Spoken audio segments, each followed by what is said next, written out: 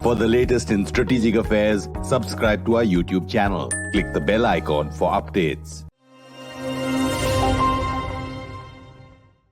Hello and welcome to StratNewsGlobal. I'm Surya Gangadharan, and welcome to this special show on China's recently concluded Communist Party Central Committee meeting. Let me introduce my guest for now. Ananth Krishnan is a correspondent for The Hindu. He's based in Hong Kong, and he's going to be breaking down the import of this meeting for us. Ananth, welcome. Glad to have you. Thank you so much, Surya. First, let's take a quick look at what the Central Committee meeting was all about. We have a small graphic here, and I'll just play that. So this meeting was about, it's a historic resolution that cements President Xi Jinping's power. She is now equal to Mao Zedong and Deng Xiaoping. The meeting lays the ground for the National People's Congress next year, where Xi is expected to be formally endorsed for an unprecedented third term. Important to note that the Central Committee is a powerful body comprising the top leaders of this Communist Party. So it has over 200 odd members and 171 alternate members, and they're elected every 5 years. So that in brief is what the Central Committee is all about. Now, Ananth, could you break this down for us? The Central Committee meeting, very important. What does it mean? Well, Surya, I think the graphic does a great job of the main takeaways from the meeting. The meeting that opened on Monday and concluded yesterday on Thursday, November 11th, was the sixth plenum of the 19th Central Committee, which is the current 5-year Central Committee. And the sixth plenum, usually a Central Committee meets 7 times within the 5-year period that it serves for. So this is the second to last meeting of this current Central Committee. And next year is an important year, Surya, because you're going to have a once in 5-year Congress where the party will choose the next Central Committee. And historically, Surya, the sixth plenum is something that focuses on matters of politics and ideology. So it's always been, it always has had its own significance. Every plenum has its own focus. For example, the third plenum usually focuses on economic issues and so forth. And so the focus on this one was on ideology. And if you go back 5 years, Surya, the sixth plenum of the previous Central Committee, the 18th Central Committee, came up with, with coming up with this idea of Xi Jinping being a core leader of the party.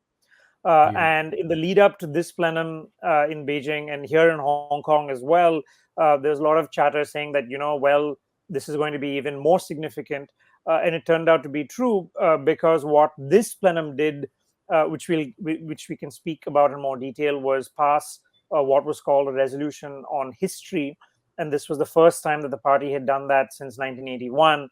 And why it's so rare that it passes a resolution on history is that it takes a lot of course, it needs somebody to force a consensus of essentially looking back on the party's entire history and coming to terms with that. It's only happened 3 times in the 100 years of the party's history, which was why there was so much buzz about this week's meeting. No, I recall that this the term limit, it was actually lifted about 2-3 years ago, 2018. So why is this still ongoing? Is there any doubt, or is this something to be endorsed again and again? I think it's more about something to be endorsed again and again. I think there was very little doubt that Xi Jinping is not going to retire next year when he abolished the term limits, which was a very controversial thing that he did. And I say controversial because I think even in China, a lot of people will tell you that the reason why China was able to grow over the last 20, 30 years was because of the moves that it took away from Maoism and away from one-man rule, the fact that Deng Xiaoping instituted term limits, and that you had 3 peaceful transitions of power, which was unheard of for an authoritarian country, right? You had from Deng to Jiang Zemin to Hu Jintao to Xi Jinping, largely smooth, peaceful transitions of power, and that was unique. So what Xi Jinping has thrown into doubt now is where that whole smooth succession model goes from now, because it's clear that he's not going to retire. It's clear that he's going to begin a third term next year. So he's going to be in place until early 2028 at the very least, which is a long, long time away. And as you said, it was not in doubt. But what this does, Surya, is that it further burnishes his standing in the party. I think it promotes him, even maybe some may argue, beyond Deng Xiaoping as someone who is like Mao. And why that's important, Surya, it's not just about history, about his legacy, and it's not about words.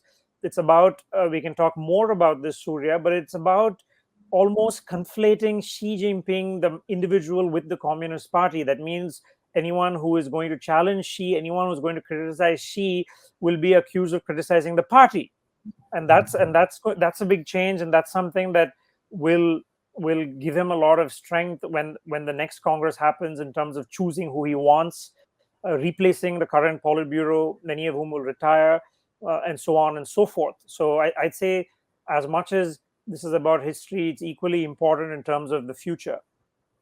Mm-hmm. And do you see any visible opposition to him as of now? That's a great question. I would say, for those of us on the outside, given how secretive these things are, this entire Central Committee meeting was only in China. This could have happened where, for something supposedly so momentous, it was behind closed doors. There were no visuals at all of this meeting until yesterday night. So they've been meeting for 4 days with no visuals, nothing coming out of the meeting until last night, when there were clips of it in the news here in China. But I think that the puzzling thing is going to be whether there's dissent within the party, historically as well. Of course, I have no doubt in saying there are people within the Communist Party of China who are uncomfortable with many of the changes that have happened, but they can't speak out, obviously, now that one man has constituted so much power. So I'll say I have no doubt in saying there are, whether it's even someone like Jack Ma, or whether it's someone in the private sector, there's no doubt there are people who are not entirely happy with many of the changes that have taken place. But the fact that he's been able to push through so many changes, term limit changes of collective leadership, now this passing this historical resolution, shows that at least heading into next year's Congress, there's no visible opposition. And it seems that some of the people who may have been challengers have all been done away with and are now behind bars, including people like Sun Zhengcai, who was seen as a possible successor to Xi, but now he's been done away with on corruption charges. So there's no visible opposition to speak of.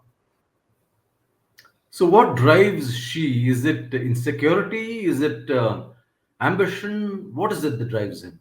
I wish I could tell you, Surya, in terms of, I wouldn't want to speculate in terms of what drives him.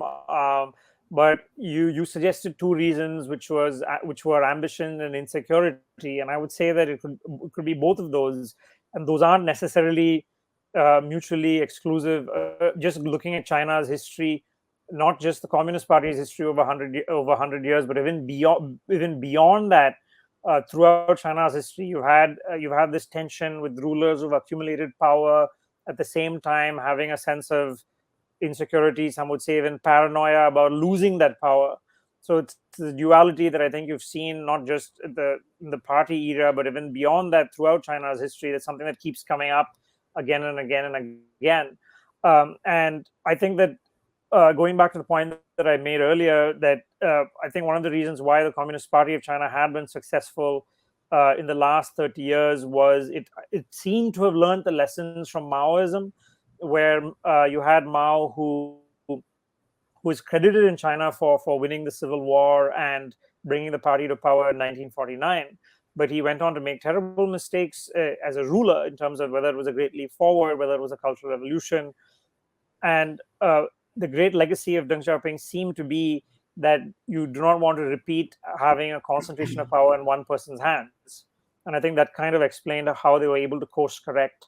But now it seems to be they are going in a reverse direction. And whether or not Xi may be in power for 5 years, I think it has made it even more difficult for the party to go back to that problem that it has been bedeviled by for history, which was, how do you transfer power and how do you keep the system going? So it seems that for whatever reason, Xi seems to be driven by the fact that there was an immediate urgency for him to accumulate all of this power. But I think it raises even more doubts and questions 5 years down the line, 10 years down the line, how they're going to come out of all of this. The fact that he was able to amass so much power doesn't speak very well for the kind of institutional, blocks to his rise to power. It seems like it was pretty much, whom he could get on board, and he had a smooth run. Yeah, I think so, and I think that what makes him somewhat unique is the fact that obviously he has the genes, the red revolutionary credentials as well, being the son of a former leader who himself, as we know, was purged by Mao and was humiliated, and then was rehabilitated by Deng. And what's interesting, what I personally always find interesting, is that you would maybe come up with an argument that, given the fact that Xi's own family went through what Yeah. it means when you have arbitrary use of power. But interestingly, it seems that the lessons that he seemed to derive from it is not that you need to have institutional power, but you need to make sure that you're the guy that's wielding this absolute power to Yeah. protect yourself. Which, Mhm. which maybe, I mean, fair enough. That's a lesson he drew from it, having been sent down to the countryside and having seen his family humiliated. It seemed to be that the lesson that he drew is something different, not a very Dengist lesson of trying to have Mhm. those structures in place, but more something that you make sure that you're the guy that's in power to protect yourself. I recall you had written about this in your book also. Um, any indication he could change course on India? Does he see India as the biggest enemy, rival in Asia? I would say that it seems to be that the leadership is preoccupied with the US more than anything. The US seems to be its standard of reference, that in everything that it does, whether they talk about the military's reforms of becoming a world class military by 2049, most people think that means rivaling the US military by 2049. Uh, Obviously, as you know, they're going to have a summit with Biden and Xi on Monday, November 15th. So it seems to be US is something that's obsessing them, occupying them. India is quite interesting, where you had this phase of Xi Jinping seeming to personally invest in fixing the relationship by hosting Prime Minister Yeah. Modi in 2018 and then going to Chennai in 2019, which he had never done. He went straight from Beijing to Chennai. It wasn't that he stopped in Chennai on the way of going to other countries. He Yeah. made a stop in Nepal on the way back. It seemed that he was investing in relations with India, at least to keep things stable after the Doklam crisis. So the Indian government says it remains a mystery, and there's no credible explanation of why they reversed course by mobilizing troops and doing everything that they did in April 2020. I think people in Delhi are still wondering what changed. I still can't give you a persuasive explanation of how she went from coming to Chennai in October of 2019 to having this huge military mobilization 6 months later. It's something that I think in Mhm. Delhi people are still trying to work through. Um, One speculation that I've heard from people in Delhi saying is that the PLA was one constituency that wasn't very happy with with this whole outreach to India. Obviously, the PLA has been one of the big drivers of China-Pakistan relations. Yeah. The PLA, there's been some speculation that after the Doklam crisis, the PLA was reflecting on what happened in Doklam, and they were waiting for the right time to kind of have some kind of payback. That's come out in the Chinese media over the last few months. And perhaps we don't know whether the decisions were taken at the level of the PLA, at the level of Xi. That's your guess is as good as mine. But Mhm. it is quite interesting how they made this huge change from October to April 2020. But I would say that it seems to be that I don't think there's going to be another change for the time being. Looking at the past year and a half of the still unresolved crisis on the LAC, it appears to be they're on this course of being quite aggressive on the boundary. They have stonewalled the negotiations. You've had 13 rounds of co-commander talks, and the takeaway from Delhi is that there's no real intent on the Chinese side to meet India halfway to negotiate an end to this LAC crisis. That's why you have troops deployed now for the second winter.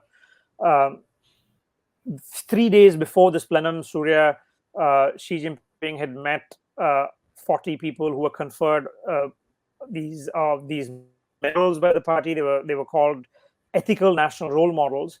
And I think that we should pay attention to the fact that one of those role models was the Galwan Valley regimental commander who met Xi Jinping 2 days before this plenum happened. So I think that it's very clear that from that you might surmise that he's very much backing everything that's happening on the border, the forward deployments.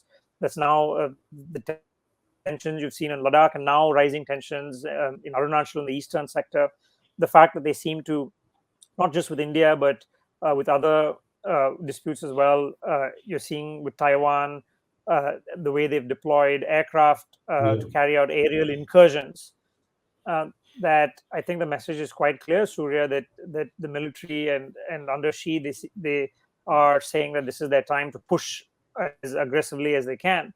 There was a reference in this communique. We still haven't seen the entire text of this historical resolution, but there was a mention in this communique that the military was taking steps to protect China's sovereignty. 2 days before this plenum met, there was this lengthy profile that you must have seen about Xi Jinping that was published by the official Xinhua news agency. It was the first time that I've seen in a long time that the same article was published across all newspapers in China. And it did make a mention to the fact that Xi was hands-on in issuing strategic and tactical instructions to the military, and it specifically mentioned the Senkaku Diaoyu Islands and the boundary with India, saying that Xi was in command of protecting China's interests on these fronts. So we going back to the fact that we don't know what changed, but I think it's clear now that he's very much pushing this current course of action. Is there anything you've read, anybody you've met who's talked about the fact that,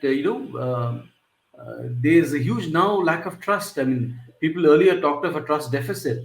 Now it's like unbridgeable. Is there anything you come across? There's very little, at least that I've seen, very little sort of self-reflection in terms of where the relationship with India has gone in the last 18 months.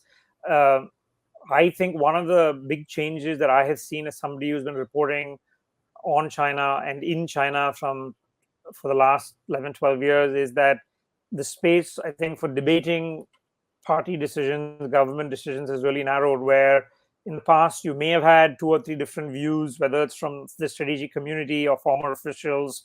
You may have had some amount of debate on relations with India or the US, saying that, is what China doing right? Is it entirely right?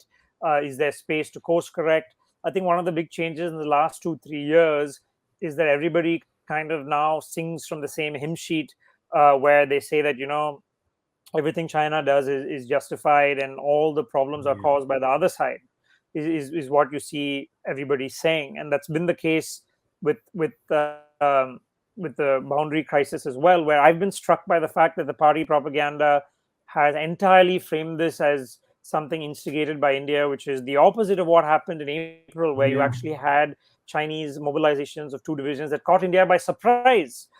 So, I mean, if you raise the question to Chinese observers saying that if India was the aggressor, it would be the first aggressor to have actually aggressed and lost territory, which is something which defies all logic.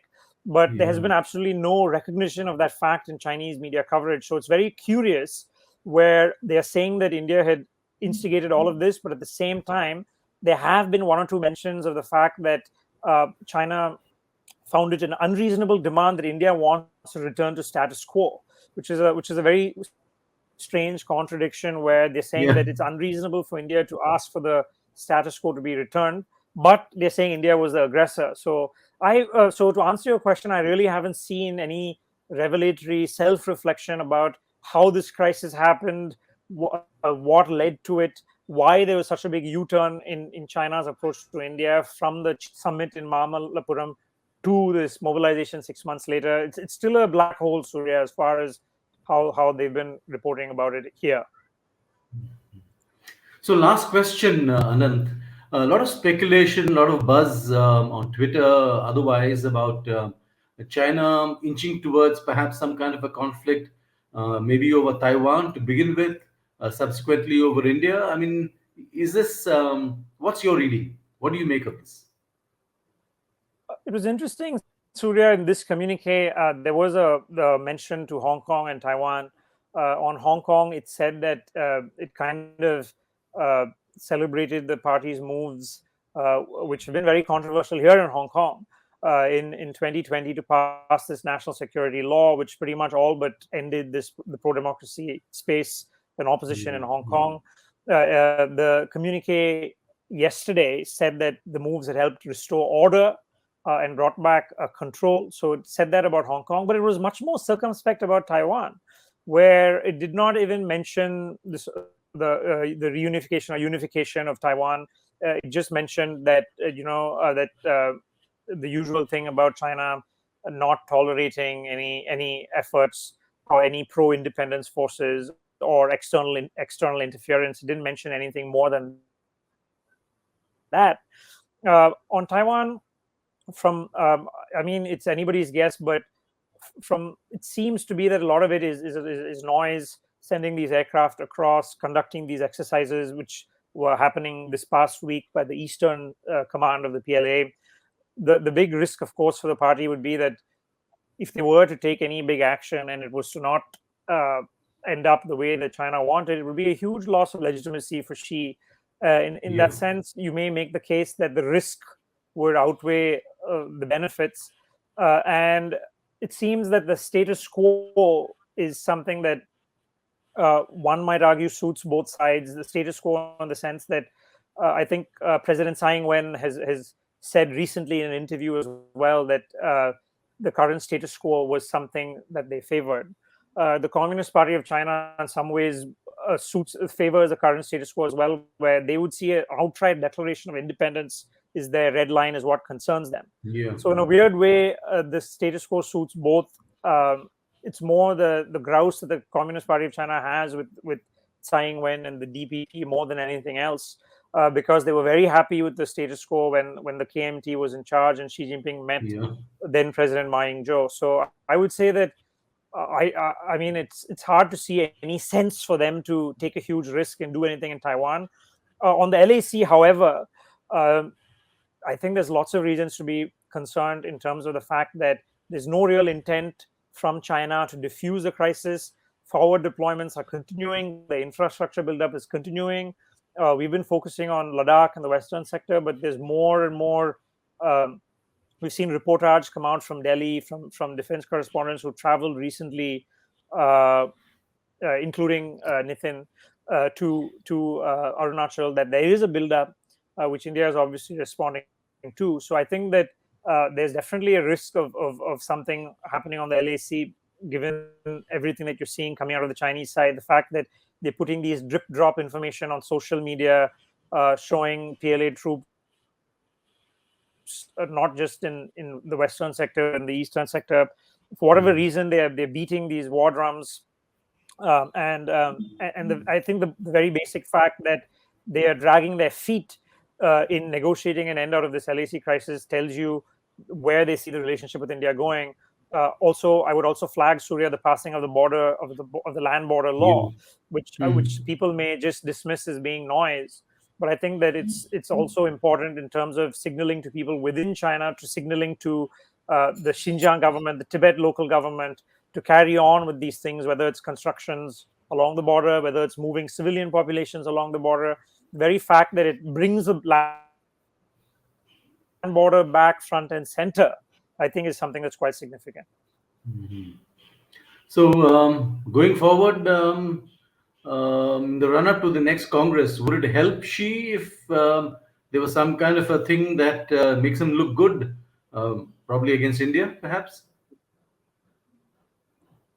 Well, Surya, it's difficult to say in the sense that even whatever happened over the past year, I think one thing that they've shown themselves adept to be is managing the narrative at home, only because Xi Jinping has so constrained the space for alternative views in terms of how news is reported, in terms of how even social media like Weibo functions, or even how WeChat functions, the things you can say, the things you can't say. That space is really narrowed, and increasingly you're finding a situation where it's just one narrative. So regardless of what happens on the ground, they seem to have been able to massage the narrative to suit themselves, which happened even with the way you saw that they have acknowledged that they lost 4 soldiers, at least we can say 4 soldiers at least, in the Galwan Valley clash. But what they did was they turned that around by honoring these 5 soldiers, 4 posthumously and 1 regimental commander, and creating this huge outpouring of sympathy and sentiment in China. That ended up, in a way, it ended up supporting the military and supporting the leadership. So they found a way to massage narrative, regardless of whatever happens on the ground. But frankly, I wouldn't want to speculate in terms of in the lead up to the 20th Party Congress whether or not. It seems to be that even what happened last year was trying to push up towards the LAC. I don't really know if they intended the consequences of what happened on June 15, 2020. Maybe they didn't. But the worrying thing is just looking at what's happening on the ground, as you've reported as well, and as Strat News has reported as well, that the deployments, mobilizations do seem to be continuing. So tough times ahead as far as India and China are concerned. Ananth Krishnan, pleasure talking to you, and let's hope we can keep this conversation going as long as you're in Hong Kong, and possibly, hopefully, sometime in China as well. All the very best. A pleasure always, Surya. Thank you for having me. Thanks very much. And for all of you out there who are following us on YouTube, do subscribe to our channel. Keep coming forward with your comments and observations. Follow us on Instagram. Thank you and good night.